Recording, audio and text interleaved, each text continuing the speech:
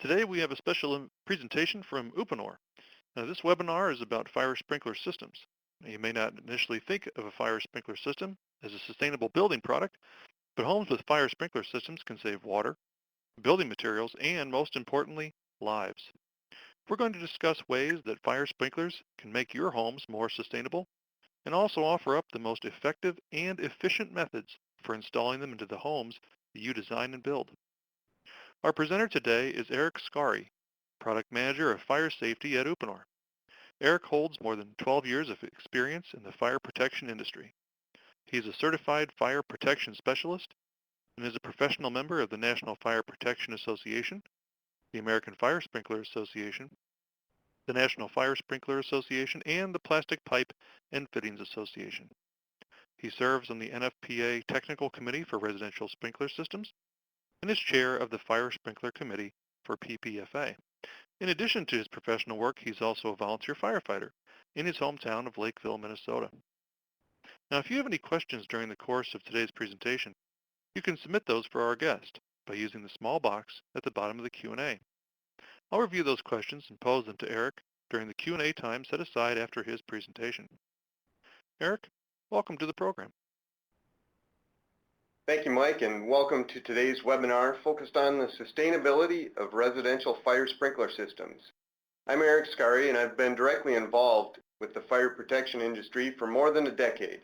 I've been the product manager for Uponor's AquaSafe fire sprinkler systems since 2008, and I've also been a volunteer firefighter since 2002. I'm actively involved with various industry associations, and as previously stated, I'm a principal member of the NFPA Technical Committee for Residential Sprinkler Systems. This group is responsible for updating the NFPA 13D and 13R standards every 3 years, carefully reviewing all of the proposed changes, advancements in materials and technology, research pertaining to residential fires and sprinklers. As a principal member of this committee, I do need to let you know that I'm sharing my opinions today, and my comments are not official interpretations of the NFPA. My involvement in fire protection, both on a professional and personal level, fuels my continued passion for this topic. So today I'm going to cover the basics of residential fire sprinkler systems as detailed in NFPA 13D, and hopefully give you a new perspective on the sustainability of fire sprinkler systems. And when we're all done, I think you'll agree they really are sustainable. First, let's cover a little history of residential sprinkler systems. Although the number is growing, very few homes are equipped with the life-saving benefits of a sprinkler system. All residential model codes require sprinklers in new construction, the most widely used being the International Residential Code. In the 2009 edition of this code, sprinklers became mandatory in January of 2011, and this requirement is also contained in the 2012 and 2015 editions. And although there are only 2 states that currently require sprinklers in all new construction, California and Maryland, adoptions appear to be on the increase, and municipal ordinances are certainly expanding. Why? I attribute the growth to an expanded understanding of residential sprinklers and an awareness that they are even an option in single-family homes. According to a 2014 Harris poll conducted on behalf of the Home Fire Sprinkler Coalition, home buyers want the peace of mind provided by residential fire sprinkler systems. And communities are starting to recognize the far-reaching benefits of sprinkler requirements. In my opinion, now is the time to capitalize on this opportunity. Residential sprinkler system installations are covered by NFPA 13D. NFPA first developed and adopted the 13D standard in 1975 after recognizing the need to reduce annual loss of life in residential occupancies. The focus was, and still is, life safety in single-family homes. The purpose of these systems is to prevent flashover in the room of origin. These clips are from a National Institute of Standards and Technology video that was produced to show how quickly a dry Christmas tree can catch on fire and how quickly the fire grows. Flashover occurs when hot air from fire rises and forms a smoky layer along the ceiling. As the fire continues to grow, the smoky layer begins to descend, bringing the toxic gases closer to the floor. When the ceiling temperature reaches between 1100 and 1500 degrees Fahrenheit, the bottom of the smoky layer erupts into flame and everything combustible in the room ignites at once. To watch this video and others showing the results with a single fire sprinkler in the room, visit the NIST website shown. There are two key things to learn here. One, nothing survives flashover. And two, please don't forget to water your Christmas tree. Preventing flashover helps prevent injury and death and improves the chances of escape. To understand how sprinkler systems are integrated into a home, I'll cover a few of the sprinkler basics, starting with how a sprinkler works. There are basically two types of residential fire sprinklers: pendants, which remain exposed, and concealed, that are hidden by flat cover plates. The sprinkler threads into a fitting connected to the sprinkler piping. Each sprinkler is individually heat activated, so as the heat from a fire rises to the ceiling, the glass bulb will break or the fusible link will melt, allowing the plug to pop off, which releases water to hit the deflector and distribute water onto the fire. Applying water to the fire removes the heat, which disrupts the chemical reaction required to sustain burning. The types of systems defined by NFPA 13D basically describe the piping layout. I'll describe the most common and point out the key differences between them. A standalone sprinkler system is a system where the above-ground piping serves only fire sprinklers. In essence, there's a completely separate set of pipes directly connected to sprinklers. These are commonly installed with CPVC pipe, but PEX pipe can be used in certain applications as well. Standalone systems usually require a backflow preventer to keep the stagnant water from the sprinkler system from containing the domestic water supply. Although the underground or supply piping is permitted to serve domestic use as well as sprinkler system use, once the split is made, the systems are completely separate. A passive purge system is a sprinkler system that serves a single toilet in addition to the fire sprinklers. And although these systems are very close to a standalone system, they usually do not require a backflow preventer, even though stagnancy could still be an issue. NFPA recommends installing the system as a loop or locating the toilet on a remote portion of the system to ensure that water moves through the majority of the system when that single plumbing fixture is used. These systems are mainly installed with PEX or CPVC. In a multi-purpose system, both the domestic needs and the fire protection needs are served from one common piping system throughout the dwelling. In essence, the home's cold water plumbing fixtures are fed by the sprinkler loop. Since fresh water is introduced and circulated through the piping anytime a cold water fixture is used, backflow prevention isn't necessary. Most Uponor systems are multi-purpose systems, and they are often installed by plumbing contractors. In fact, some states require that they be installed by plumbers since the domestic plumbing is integrated throughout the system.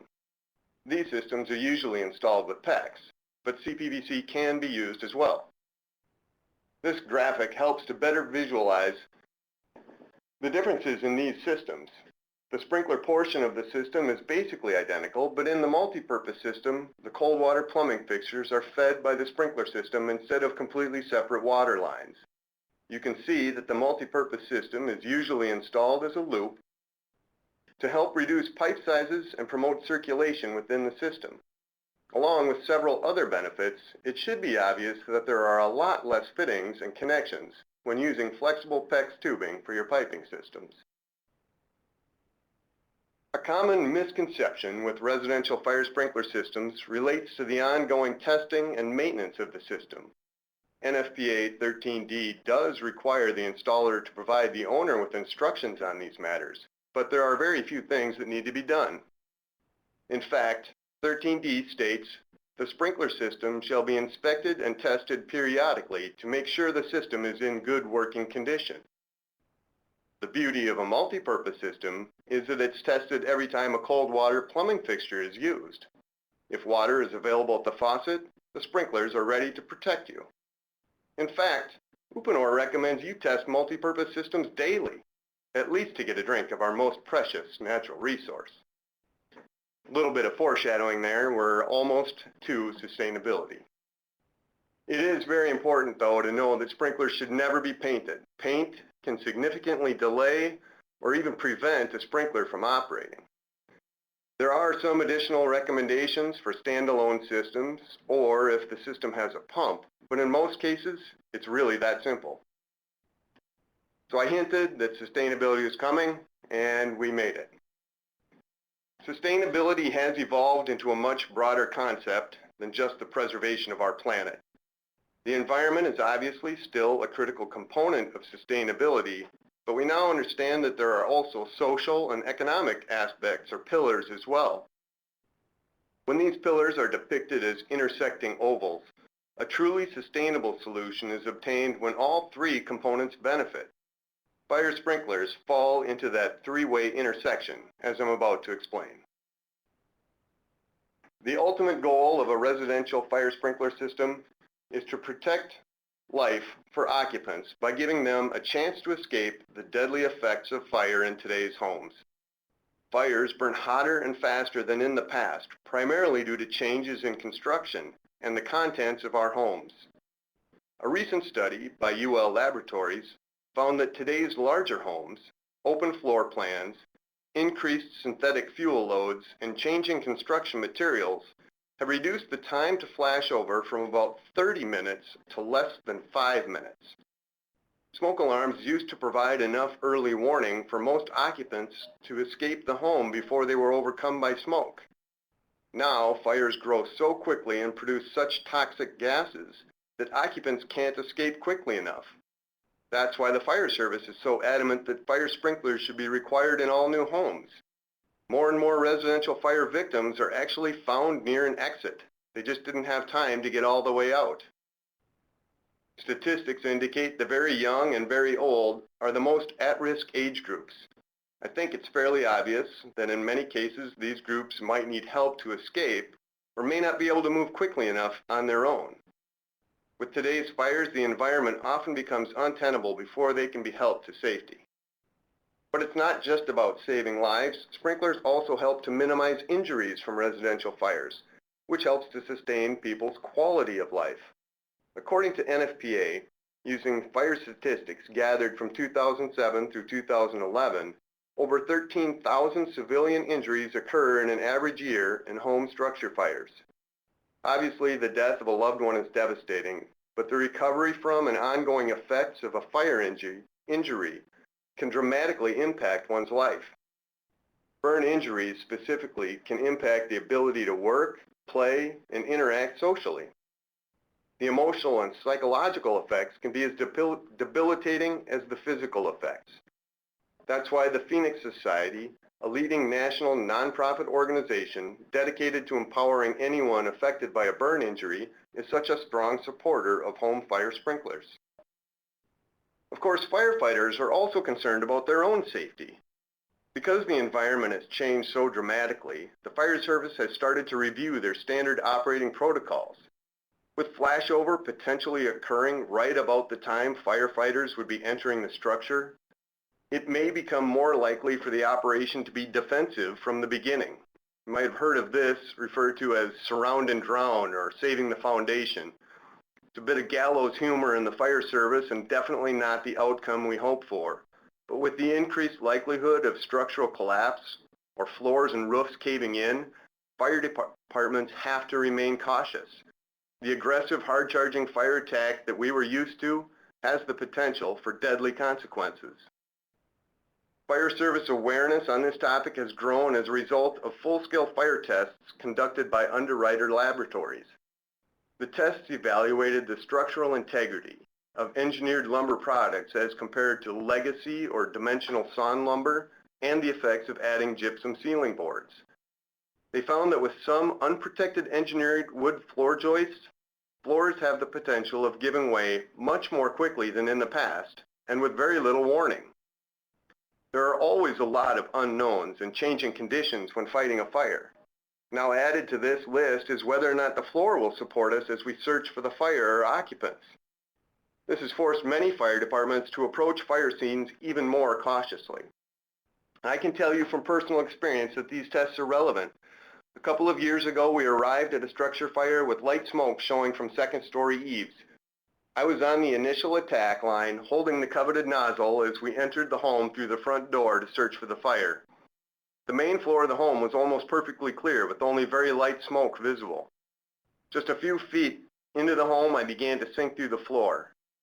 We're always supposed to sound the floor to make sure it's safe, but the adrenaline and clear environment gave me a false sense of security, and I momentarily forgot this important piece of training. The only thing that kept me from plunging into the basement, where we eventually found the fire, was a large area rug. Maybe you remember this scene from the 1986 movie The Money Pit starring Tom Hanks.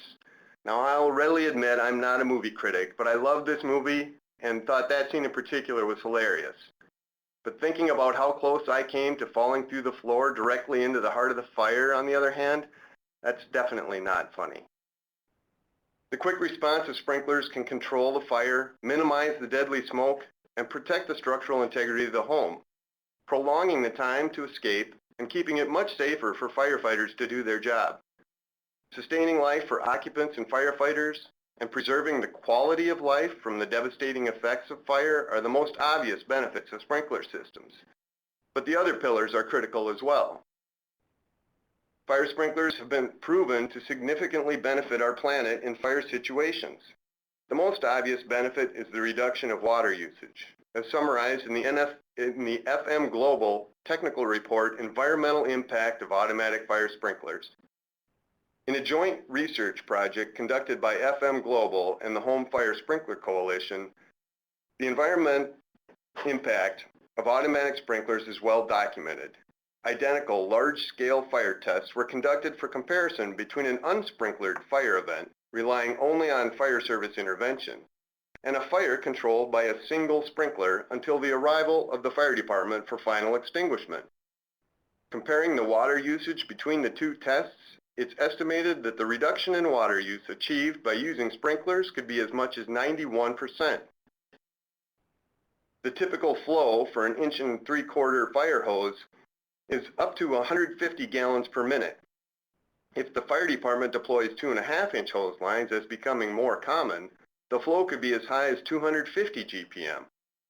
Sprinklers, on the other hand, typically flow around 15 GPM, just 10% of the smallest hose line that is commonly used. Because sprinklers activate quickly and apply water directly on the fire when it is small, much less water is required to control or extinguish the fire. In Scottsdale, Arizona, where sprinklers have been required in all new construction since the mid-1980s, the Scottsdale report, originally released as a 10-year study and then followed up 5 years later, documented the experience and effectiveness of sprinklers in that community. It found that in 92% of incidents, only 1 or 2 sprinkler heads were needed to control or extinguish the fire. This statistic proves that a small amount of water applied early during a fire incident is much more effective than the larger amounts that are typically flowed by firefighters. The report also estimates that fires in sprinklered homes require less than 10% of the water that is usually used to extinguish a fire in an unsprinklered home.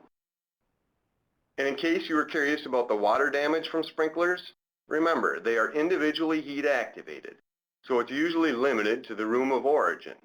And think about how much larger the fire would be and the extent of damage if you rely only on fire departments showing up with hoses, vent saws, and axes. Trust me, the outcome with sprinklers is far better.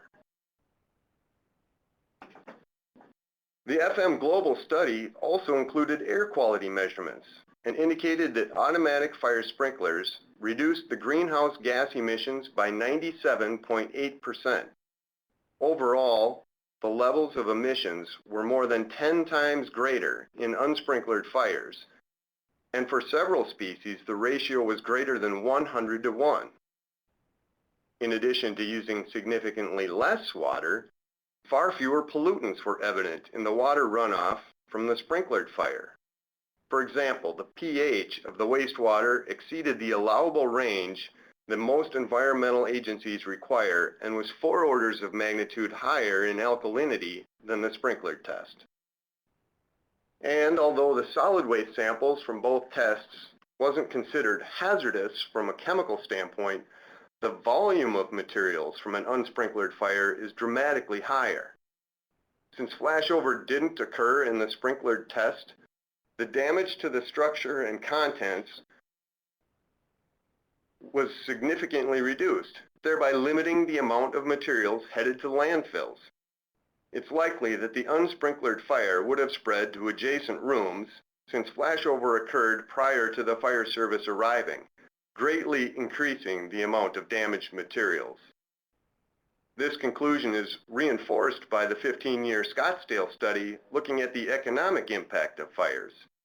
The average loss when fires occurred in sprinklered homes was just over $2,000, as compared to over $45,000 in unsprinklered incidents. That huge difference is because more belongings were destroyed and larger portions of the structure were damaged and needed replacing. Reducing the amount of solid waste entering landfills is clearly an environmental benefit of fire sprinklers. The environmental benefits don't stop at just water conservation, air quality, and landfills, however. Consider the additional intangible benefits related to the reduced consumption of raw materials and construction products. In an unsprinklered fire, entire homes, or at the very least, larger portions of the structure, all of the material that is entering the landfill have to be replaced with new materials. The harvesting, processing, and production of these materials and products, even in today's more sustainable factories, have an environmental impact and contribute to greenhouse gas emissions. And once the materials have been produced, they need to be delivered to the wholesaler and then the job site. The transportation impact can't be ignored, especially in heavily congested areas like this. Finally, after arriving at the renovation job site,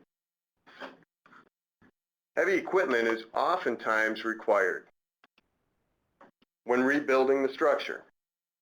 And with the huge reduction in damage and replacement, fire sprinklers help to minimize the environmental impact long after the fire occurs. The final pillar of sustainability relates to economic benefits and profit. Without a profitable solution, the other legs of the stool can't be maintained as long-term solutions. Manufacturers, builders, contractors, and even cities that strive for sustainability have to remain economically viable for these solutions to persist. There are several trade-offs that are often considered when fire sprinklers are suggested as a requirement for new subdivisions or developments. Because sprinklers are so effective, not only protecting lives, but also property, these are often referred to as trade-ups by sprinkler advocates. One common trade-up is allowing new developments to incorporate narrower roadways. And although I'm including this as an economic benefit, primarily to the developer, there's also an environmental benefit due to the reduction in impervious surface, thereby reducing stormwater runoff and the associated pollutant loads. Street width must take several objectives into account, but public safety, and specifically fire department access, is often the critical factor. When communities are fully sprinklered, fires are contained and kept small, and the fire service response can be greatly reduced, thereby allowing for narrower streets and smaller cul-de-sacs.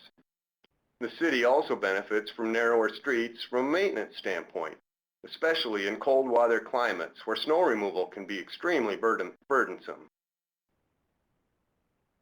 In addition to narrower streets, the space between houses can often be reduced since the likelihood of fire spreading to an adjacent exposure is virtually eliminated. An acronym we use in the fire service, one of way too many, is RECOVS and pertains to the order of priority and operations at a fire: rescue, exposures, containment, extinguish, overhaul, ventilation, and salvage. Protecting exposures or neighboring properties is the second priority behind rescue. It's lucky that this exposure didn't experience more than damaged siding. Fire sprinklers actually address the first 4 priorities in this operational sequence. Again, that's why fire sprinklers are supported by the fire service so adamantly. Increasing the number of homes on a particular plot of land provides an economic benefit to the builder. More homes means more profit. In Scottsdale, Arizona, one of the trade-ups that was implemented was the increase in spacing of fire hydrants in residential areas from 600 feet to 1,200 feet.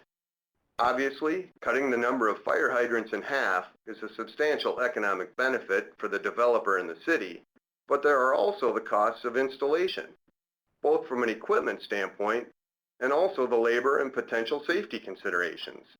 Again, an economic benefit certainly, but also reducing the environmental impact of new development. Many communities are allowing a reduction in water main sizing when whole developments are protected by sprinklers, since the required fire flow is so dramatically reduced. In a report published by the Fire Protection Research Foundation, it was determined that there is at least a 47% reduction of the needed fire flow, or NFF, and the projected water infrastructure demand when homes are protected by sprinkler systems. I don't think there would be much of an argument that installing and maintaining smaller water mains would provide an economic benefit. In Minnesota, during preliminary code adoption hearings conducted recently, the Fire Service proposed several trade-ups during negotiations on residential fire sprinklers, one of which was the elimination of the egress window requirement. Apparently, egress windows are quite costly, but have been an important safety feature for occupants and firefighters for many years. Allowing sprinklered homes to be built without them may seem like a surprising concession proposed by the Fire Service, but it shows how confident they are in the performance and effectiveness of sprinklers. These aren't the only possible trade-ups either. There are lots of opportunities to reach common ground so that fire sprinklered homes and developments make economic sense for all stakeholders involved. So, in summary, I've described a few of the basics of fire sprinkler systems for 1 and 2 family dwellings as defined in NFPA 13D, and hopefully shown the effectiveness of sprinklers toward their intended purpose. But beyond the life safety aspects of sprinklers, there are also substantial benefits from a sustainability standpoint. The people pillar is obvious, but I've also described how fire sprinkler systems help preserve our planet. And finally, as I like to say, installing residential fire sprinkler systems go beyond just win-win. It's really a 5-win scenario, benefiting communities, developers, builders, homeowners, and our environment. I want to thank you all very much for attending today's webinar and hope that I've given you some ideas on how to incorporate fire sprinkler systems into your business and your mission of sustainability. If you would like to continue this conversation, please do not hesitate to contact me directly. I'll turn it back over to Mike now for our question and answer session. Thank you, Eric. I very much appreciate that. And yeah, if you want to continue the conversation directly, now's your chance. If you're listening to us live, go ahead and use the Q&A box at the bottom of the page to submit your questions. Eric is here for us to answer. And Andy has already submitted a question. So Eric, let me set up his question. Eric, Andy is in the home performance and the passive house industry. And so he's very much concerned with the tight envelope. Now, he wants to know when we're going to see insulation contact / airtight sprinklers mandated. And the reason he's asking this is because he's seen the hidden units with a flat plate at the ceiling level, and he says he's spoken to 3 different manufacturers, and he's been told that they cannot seal the holes in the head, and they cannot place an airtight cover over it in the attic. And so that, in some regards, that kind of turns the ceiling into a little bit of a Swiss cheese situation from his perspective. So I was wondering if you can kind of talk to that dilemma there. Well, that's a good question, and it is one that certainly has come up other times as well. The air flow around a sprinkler is critical to the quick response and performance in relation to the heat that develops from the fire. I don't necessarily know if I agree with the comment that, or the stance that they can't be sealed on the attic side. As long as there's some airflow around that sprinkler, in my opinion, there's typically going to be enough heat transfer and heat collection near that sprinkler for it to operate. One of the solutions that we've actually implemented on several of the installations where we've run into this situation in the past, mainly from a vapor barrier standpoint, but also relating to the tight envelope within the house and preventing airflow, is to use a sheet of plastic basically between the sprinkler and where it connects to the sprinkler piping. So it would actually be a small hole, and the sprinkler would be inserted through that hole in the plastic. That plastic could then be taped or sealed to the vapor barrier, creating then an airtight envelope above the sprinkler or in the attic side of the sprinkler. And that's the solution that we've used so far. In terms of an actual sprinkler that's developed that has this solution embedded into it or incorporated into the sprinkler itself, my guess is it probably won't happen, since most residential sprinklers are, I guess, kind of a subset of sprinkler types that are developed for commercial applications, and in most cases they don't have those same airtight envelope requirements. At least that's my understanding. Okay. I hope that helped address Andy's question, and obviously, the Q&A box is still there in case he has any follow-up on that. We have many great questions coming in, so I already want to thank the audience for sending these in.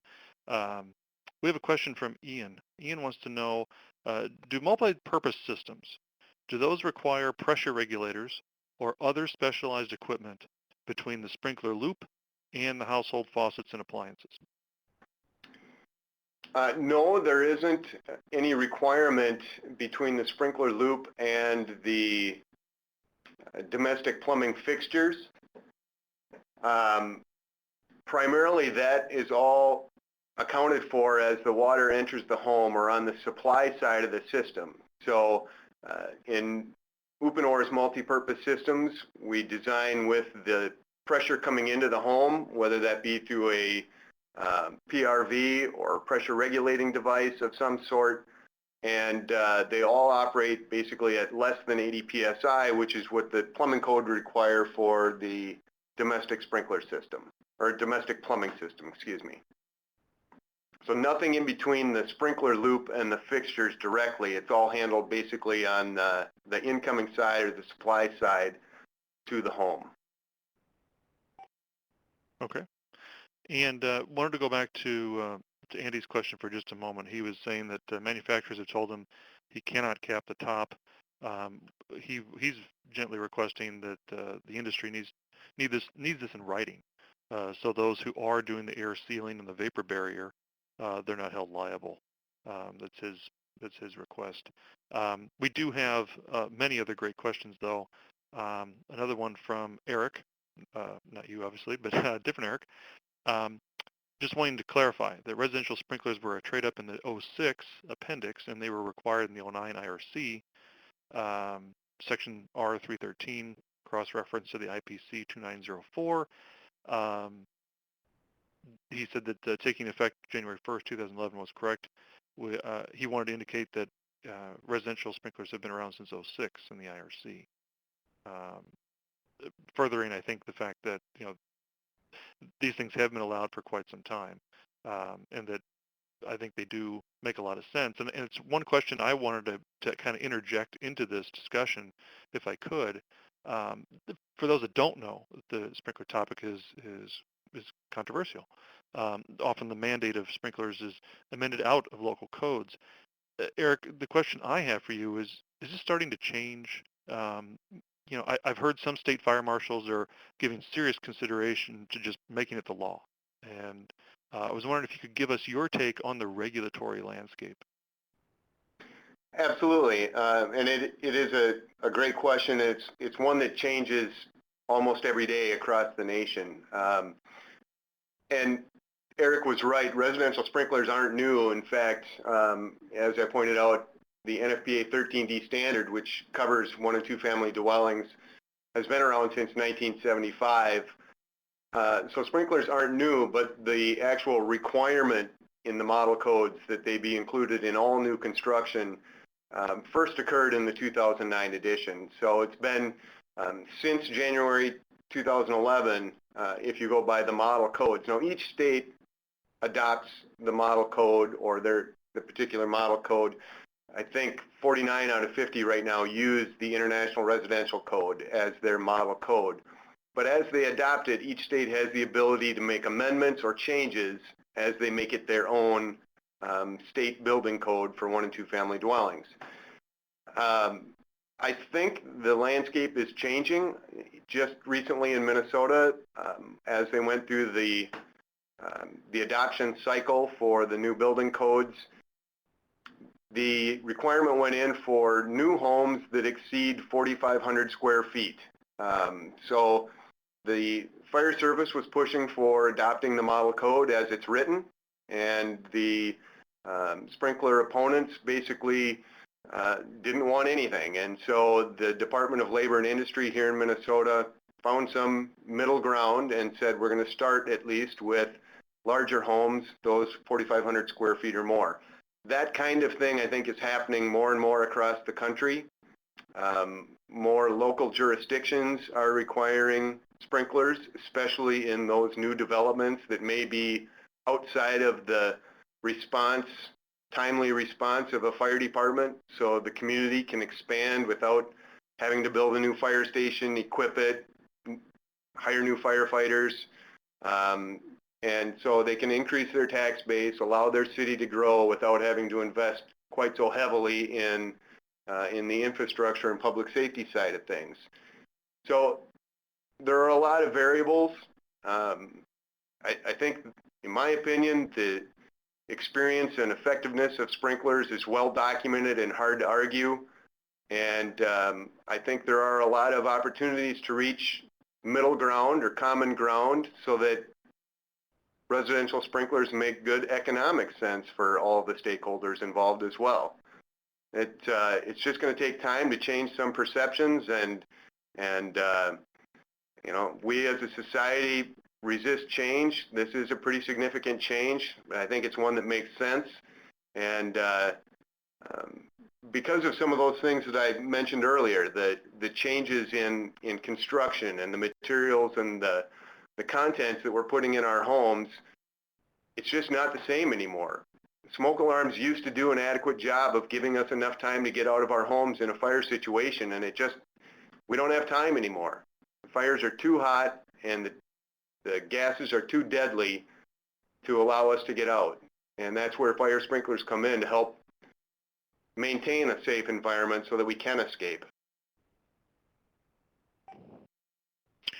I appreciate the insight, Eric, because you know, that's certainly a much often asked question. I want to keep going, and we have tons of questions coming in. It's fantastic to see all these things coming in. Let's go to a question from Matt, and it ties into actually another question from Guy. So I'm going to kind of combine these two, if that's okay. Matt wanted to know what about the cost effect when you're not on a town main? And Guy's question was, are there any special considerations for rural houses on property wells? Good questions, and yes, they're depending on when sprinklers are considered in construction of new homes that aren't on a town main. It can have, in some cases, a significant impact on cost. If the well isn't already drilled, there may be an opportunity to either oversize the well slightly or include a larger well pump that might add minimal cost over the industry standard of 1 to 2% of the cost of a home. if a pump and a storage tank are required to provide the 10 minutes of water that NFPA 13D requires in these sprinkler systems, that certainly could add some cost. But in the grand scheme of things, when you consider the cost of protection and peace of mind that the sprinkler system would provide, these homes are oftentimes out of reach of the fire department, or at least within a timely manner. And the speed at which fire grows today, the home's almost certainly a complete loss if a fire does occur, as opposed to probably limiting damage to the room of origin. One of the other things I didn't mention about the Scottsdale report talked about the time that homeowners are displaced from their home when a fire occurs, comparing sprinklered homes to unsprinklered homes. I think it was an average of 2 nights in a sprinklered home. And if anybody's seen how long homes are boarded up, waiting to be renovated, working through insurance details, and the time it takes to gut a home and completely rehabilitate it so that it can be built out from the inside again, that can take months. So my opinion is it's a minimal investment in peace of mind, in protecting your loved ones, and even protecting your home, although that's not the main purpose of a residential sprinkler system. Some additional cost may be incurred, but it can be mitigated if the system is identified early on and can be incorporated into the well design from the very beginning. Okay. Moving on to another question here. Robert had a question. Wanted to know if the NFPA 13D standards are available on the internet. Yes, they are. If you visit nfpa.org, you can actually, I think you may have to register, but all that is providing an email or contact information, and you can view the standards in their entirety online. You can't download them without purchasing, but you can view all of the text of the standards at nfpa.org. What you'll want to do is find the codes and standards button near the top, and you'll get a list of every NFPA standard that NFPA publishes. Great. I figured that was a pretty easy answer to get to, and the next question really kind of relates to what you were just talking about before. Mike wanted to know, not me, different Mike, wanted to know what movement is being made with the insurance industry on home insurance savings. Another very good question. Almost all, I believe all of the major insurance companies and most insurance companies today are recognizing the benefits of residential fire sprinklers and offer a discount to the homeowner. Typically, these range anywhere from 5 to up to as much as I've heard 40%. Now that's pretty rare. I'd say most of the discounts range in anywhere from 5 to 15 or maybe 20%. That's usually off the fire portion of your premium, which is not significant necessarily, but it will help to offset certainly the cost of the sprinkler system. It's not going to pay for it in a year or two or anything like that, but it does make a difference over the long run. Okay. Let's go on to Joseph. Joseph had a question. Would residential fire sprinkler systems require upsized meters when the fire sprinkler is integrated into the water piping? It's not a standalone system. And then how does the fixture count work with multi-purpose sprinkler systems?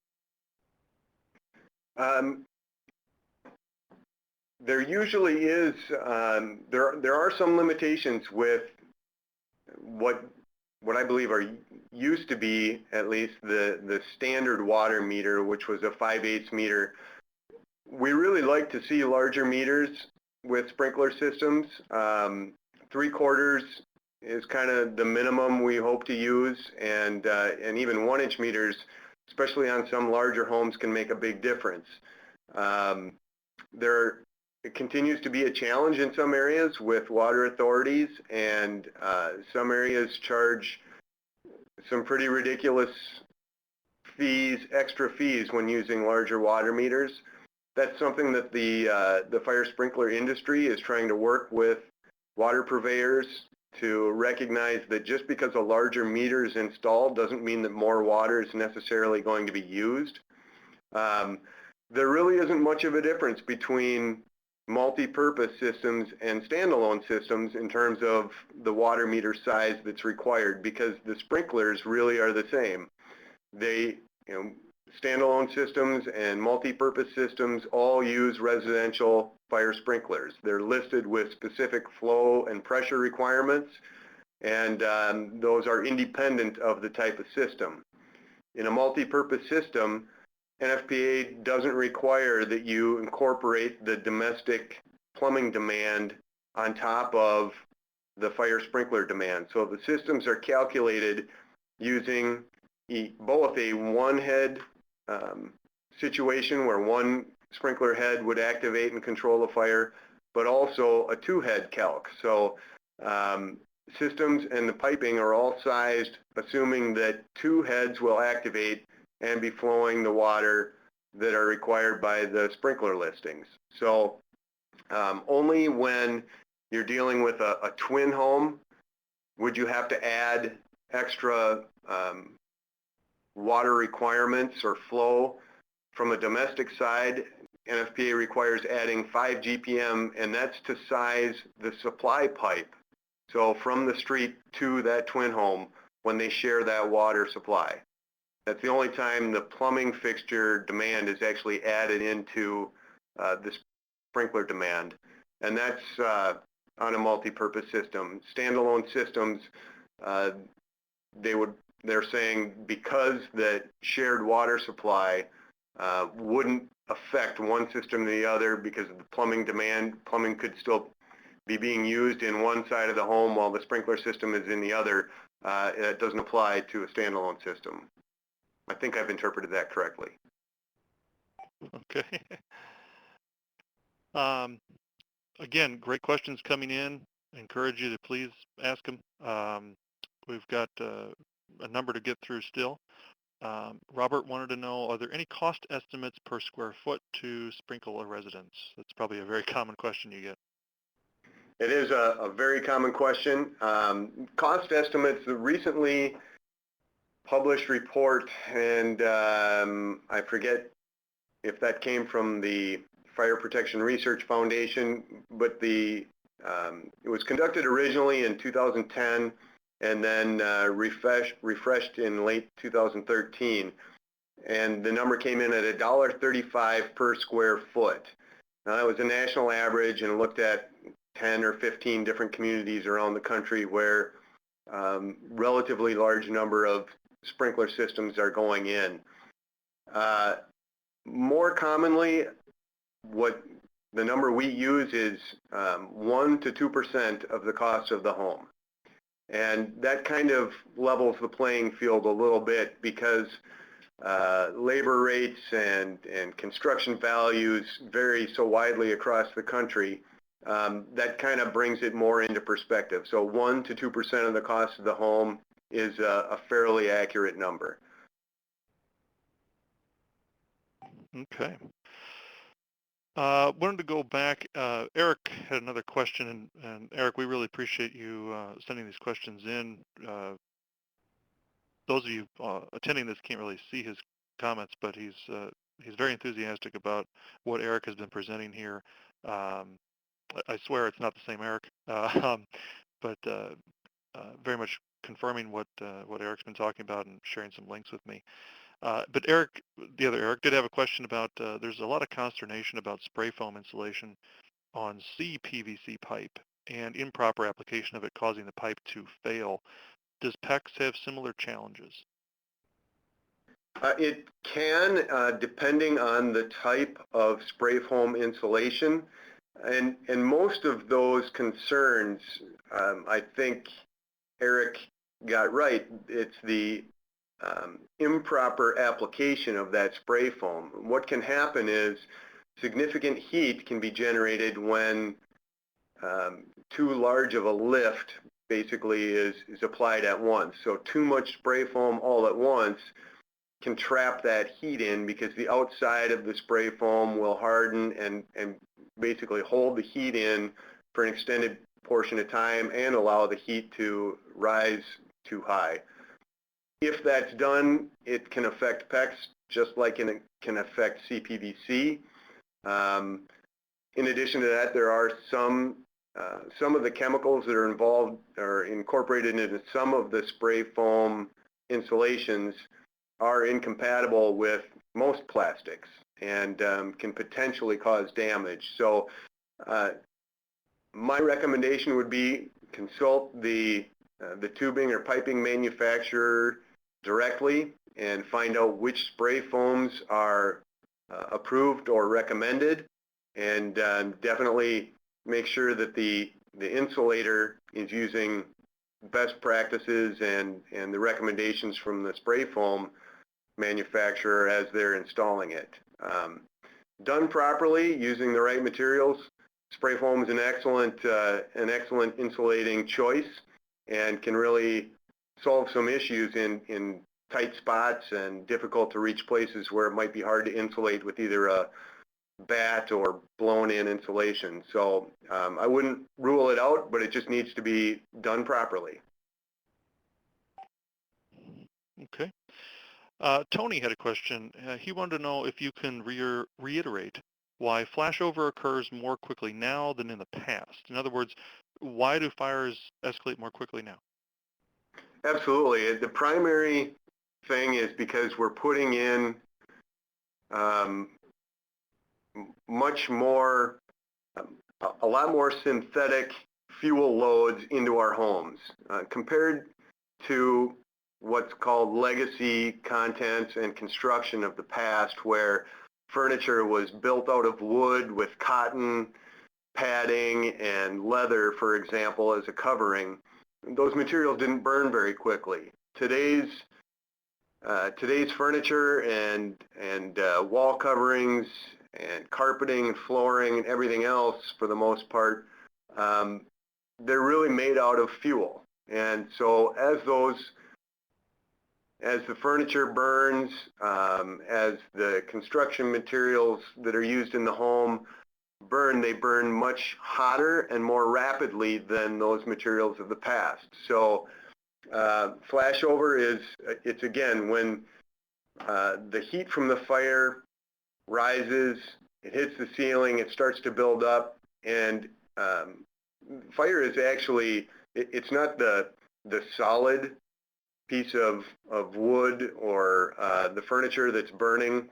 What's happening is that's being converted to a gas, and it's called pyrolysis. So as the materials heat up, they begin to off gas, they let off flammable gases, and then those gases erupt into flame. And it's mainly just because they're oftentimes petroleum-based foam and synthetic fabrics that are fueling those fires and allowing them to grow and reach flashover so rapidly.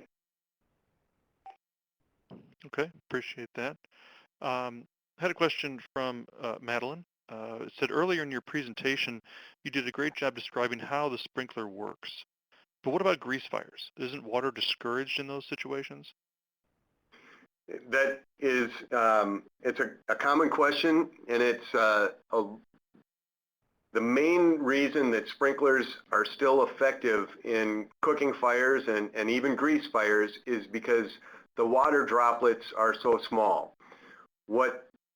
In fact, I was just recently at a demonstration. They're showing what happens when you pour a cup of water into I think it was a ½ inch of grease in a pan, and it turns into a huge fireball. Definitely want to cover that fire with a cover rather than dumping water on it.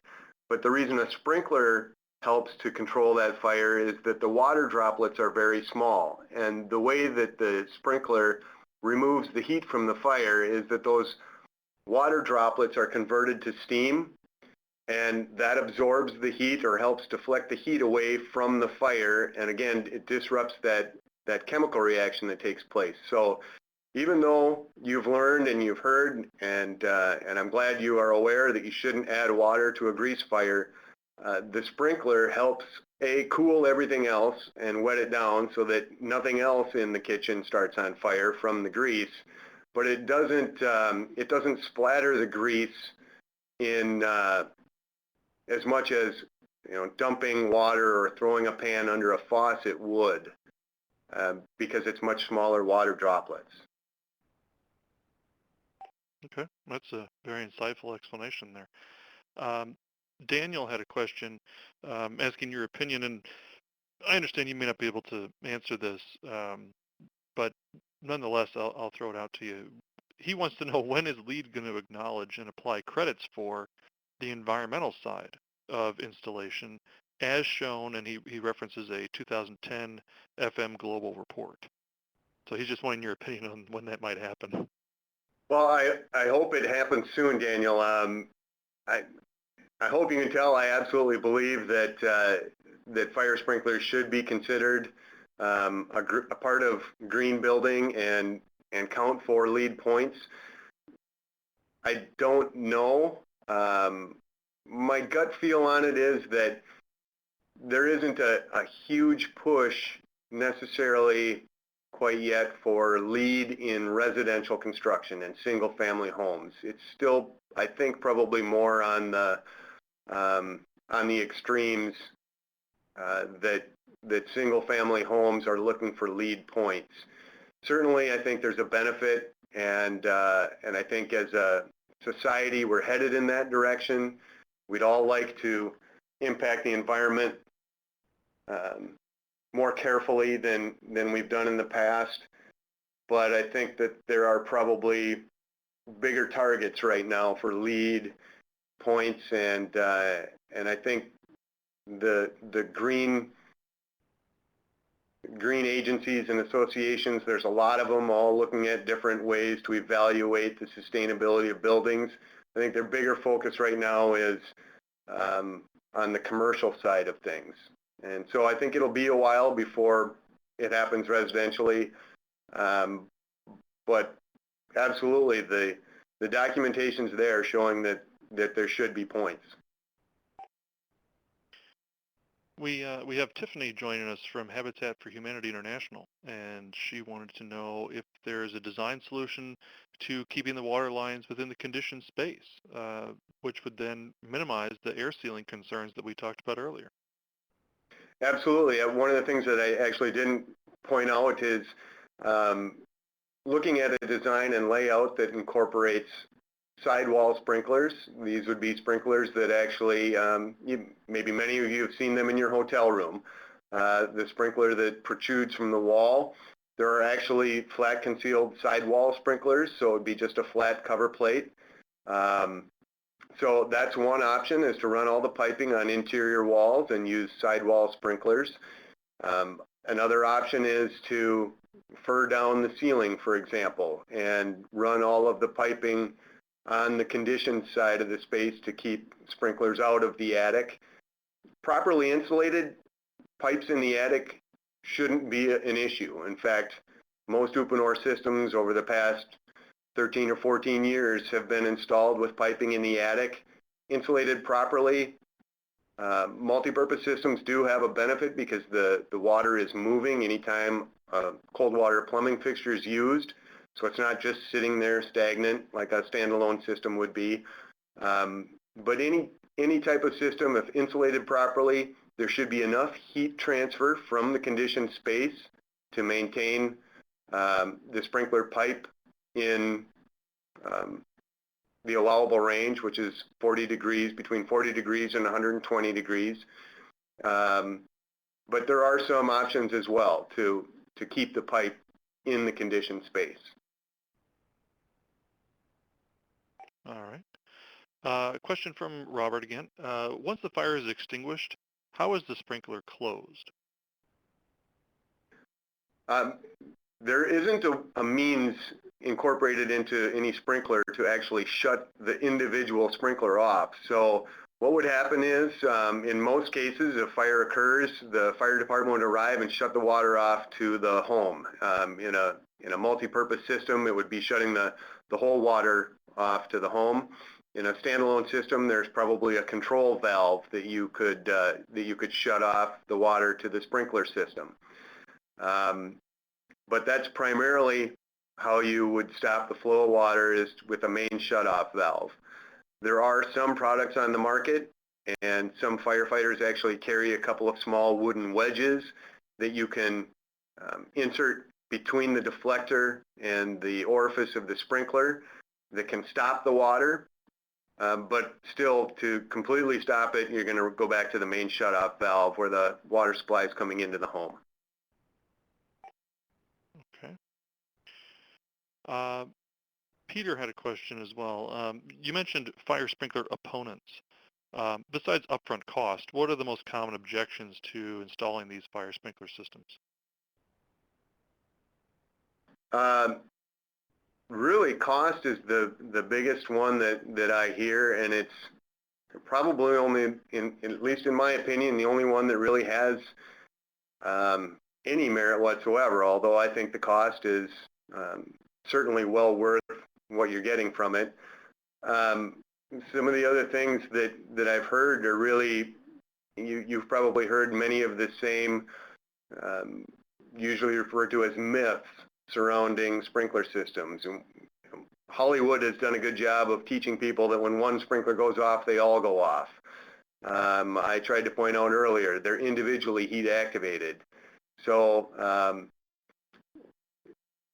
sometimes folks are talking about the water damage that sprinklers cause. Well, when you think about the damage that would occur if there weren't any sprinklers there, the water damage is far less a concern than what the fire damage would be. I really don't know why there's an argument myself. Again, I'm passionate about it. I believe that they are the correct solution as we move forward. So I don't know about the other arguments. It's okay. I was just, I know it's a question that's often asked. It's a part of this subject, and so I felt it was germane. Now, Eric, I wanted to make sure we're here at the top of the hour, a little bit past the top of the hour.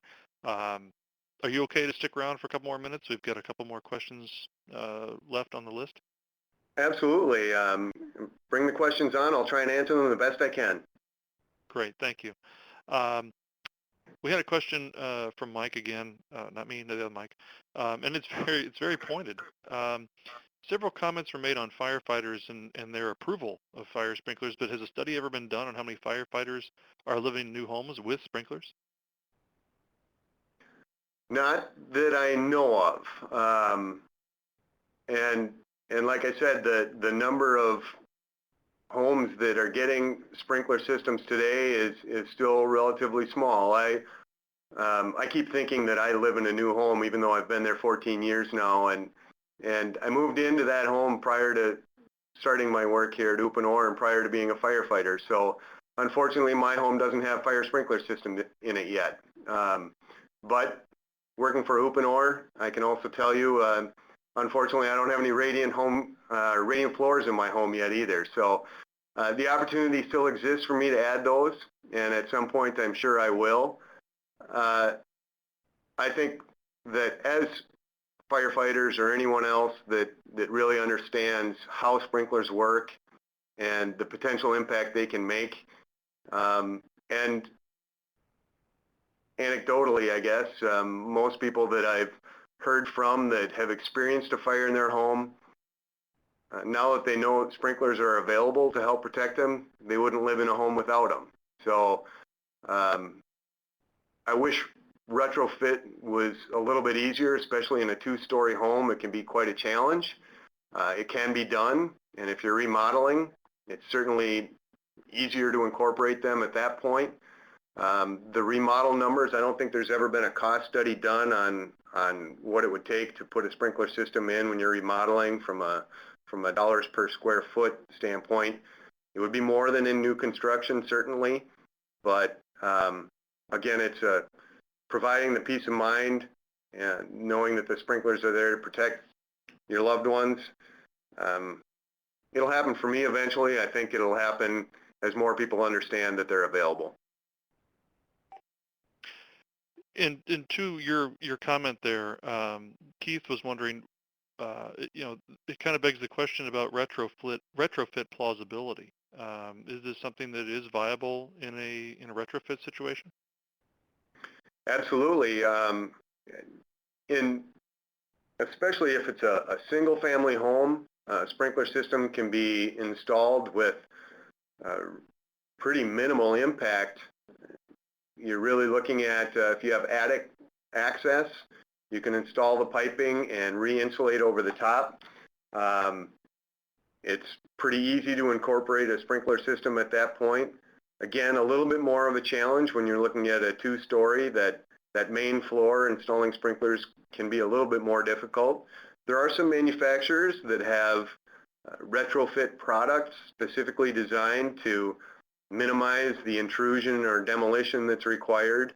And there are some unique ideas out there as well to hide the piping behind crown molding and use sidewall sprinklers. So there are definitely options. And if anyone is considering adding a sprinkler system as a retrofit, I would certainly recommend touching base with a sprinkler contractor, contacting Uponor, or working with somebody local at your fire department maybe that might have some contacts and ideas on how to do that. Gotcha. Oh, yes, Ian had another question. Have you seen sprinkler systems incorporated into plenum trusses that separate them from the attic? He thought that might be a good option to achieve necessary air sealing.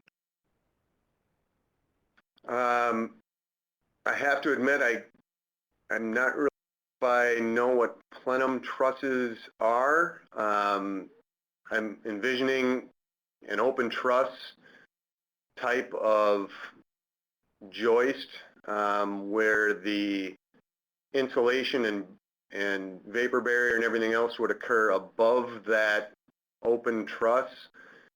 And it sounds like it would be an excellent opportunity to incorporate the sprinkler piping in that area.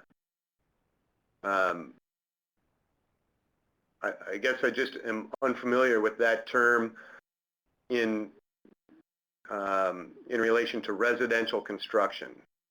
Again, the focus of this particular presentation and Uponor's products is 1 and 2 family dwellings and manufactured homes, 13D systems only.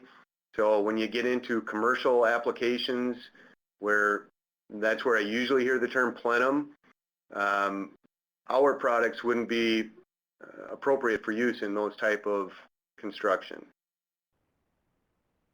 By the way, Ian chimed in on the question and answer box that you got it right. So what you were kind of envisioning there is a good description. I did have another question, and by the way, this is kind of final call for questions from anybody. I got one left here in the queue. So this is your last chance to get them in, but we do very much appreciate all the questions that came in today. I don't keep tabs on this, but typically on typical webinars, but I'm going to go out on a limb and say this is unofficial record for questions submitted by the audience. So very much appreciate everyone's participation today. Question from David: are there any state or federal incentives to install fire sprinklers in homes? To my knowledge, there aren't any state incentives, but I think a lot of those trade-ups that I referred to are kind of the incentives that states or local jurisdictions are using to help minimize the financial impact on all of the stakeholders, not just the homeowner, but the builder, the developer, and the city themselves. So I would say those would be looked at as incentives. At a federal level, I know there's a bill that's been introduced probably 3 congressional sessions now called the Fire and Sprinkler Incentive Act. And the last time I looked, it had a 0% chance of passing again this year. However, what that particular bill is looking at providing an incentive to homeowners or any other owner occupant that retrofits or installs a fire sprinkler, and it has to do with the depreciation of the costs of those of adding the system, and basically shortening the time it takes to write off that investment. So that's the only thing I know of on a federal level in terms of the incentive, and I would hope that the stakeholders all recognize the potential benefit.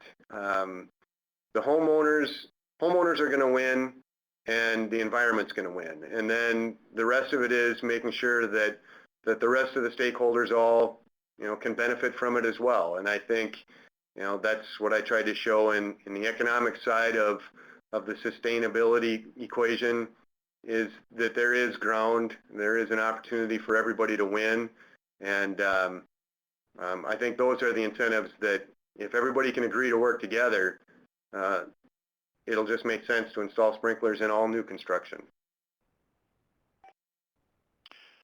Well, I don't see any other questions, so I want to give a huge thank you to Eric for sharing his time and his knowledge with us today.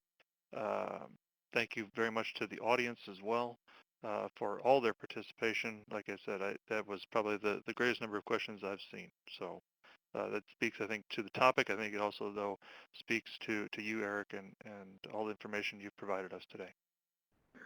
Thank you very much, Mike. I appreciate your help with this. And again, if anybody wants to continue the conversation, please do not hesitate to contact me directly. Thank you all very much for your time. Now, I also wanted to announce the next Impact Series webinar. It's going to be on Tuesday, September 30th at 2 p.m. Eastern Time. We will be joined by Jeremy Rifkin of the Foundation on Economic Trends. I believe this edition will actually be much different than a lot of our previous webinars. Until then, everyone have a great September, and we'll see you back here at the end of the month. Take care.